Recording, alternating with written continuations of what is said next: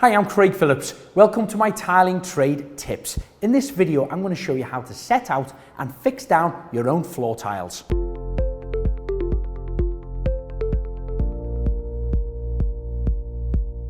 Now the materials I'm going to use is an 800mm by 800mm porcelain floor tile. They're going to be fixed down with the Rapid Set floor tile adhesive.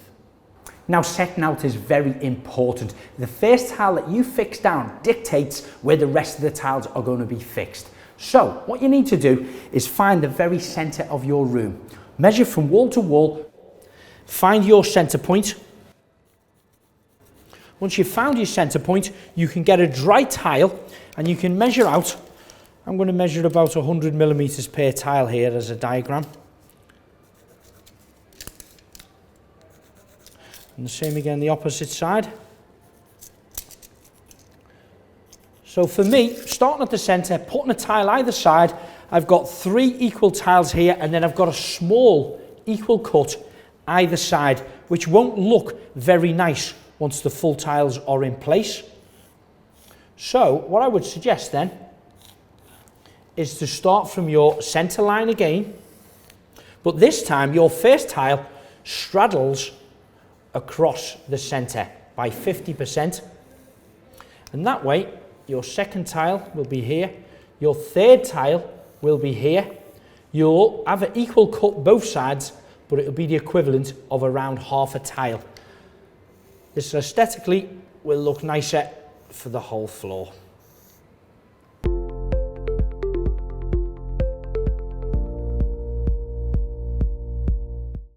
I've drawn my line in the center of the room. I've started off dry laying the tiles, putting it right over the very center and working our way out. Got 3 full ones and a small cut on the opposite end. If that is too small, it's not going to look very nice. You need to come back to your center line, like I've done here, and place a full tile straddling 50% over the center line. So I've marked it on the middle of that tile. Again, I've stepped them out there, and as you can see, the opposite side is a larger cut. It will look a lot better. That way you're assuring that you've got equal size cuts each side of the room. Once you've done the side measurements, you can do the same on the full length of the room as well.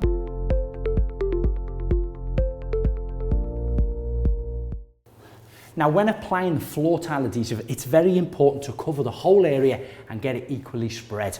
We do this by applying it down first with a trowel, spreading it nice and flat with the flat edge of a notched trowel, just until we cover the area, which is, of course, 800mm square on a tile. We're using this size.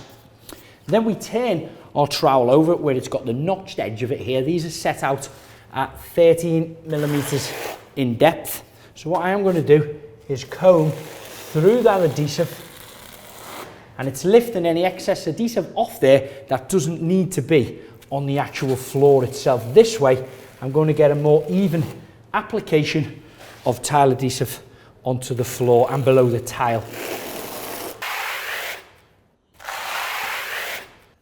Now once you've covered the whole area and you've combed it, you then need to butter the back of the tile as well. Most manufacturers recommend if the tile exceeds more than 600mm that you must butter the back edge of the tile.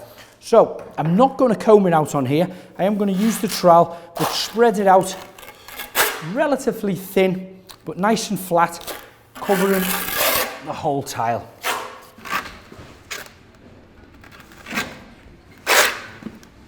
Now by covering the back of the tile nice and smoothly and combing it out onto the base itself, it's going to eliminate the chance of any air bubbles gathering directly underneath the tiles itself, or any voids, which of course is what you don't want. You place the large tile down nice and gently. Before you apply any pressure, start to butt it up to the first tile that you know is nice and square and in place, just by rocking it a little bit up to the spacer, checking that it is running directly in line with what we made in the center of the room. So once you've laid each tile, get yourself a damp cloth or a sponge, making sure that you're wiping off any excessive adhesive off the face of the tile before it dries. Check with your spirit level that you're happy that you've got them flush and level, making it easier using these leveling systems as well. They're great. They simply slide underneath the first tile, you lay the second tile on top of that, and then you use a wedge which wedges into the system and it pulls it up, and the bottom part of here makes the bottom of the tiles flush, therefore the top of them are going to look flush as well.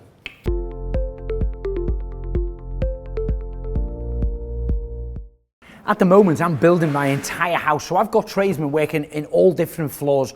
So if you're doing a large area flooring like we are here, it's ideal to pull some extra hands in, and it helps if they've got experience doing tiling as well. Now, if it's an old house that you're renovating and you happen to be tiling the floor, if it's uneven, make sure it's cleared off and you apply some self-leveling compound first so it spreads over it, gets you a nice even and smooth surface to work on. When laying tiles into a large area, some manufacturers recommend an expansion joint, so always double check when purchasing your tiles whether it's applicable for your size area. Okay, so this particular one here was a straight cut. We've measured it from the end of the tile into the wall here, and then of course it will be covered by the skirting board. However, the next cut along here is going to mould around the reveal of the window, so therefore there has to be two cuts.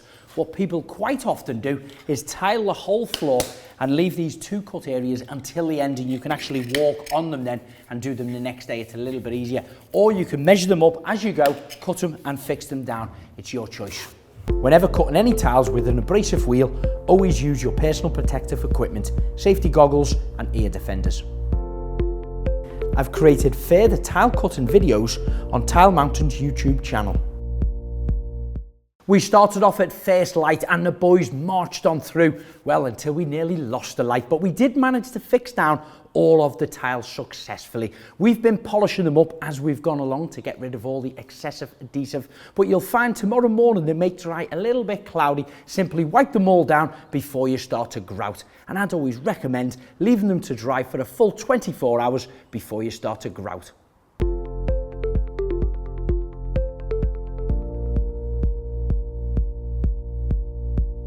Now, I hope I've inspired you to be able to tile your own floor. There's plenty more videos to watch on Tile Mountain's website, tilemountain.co.uk.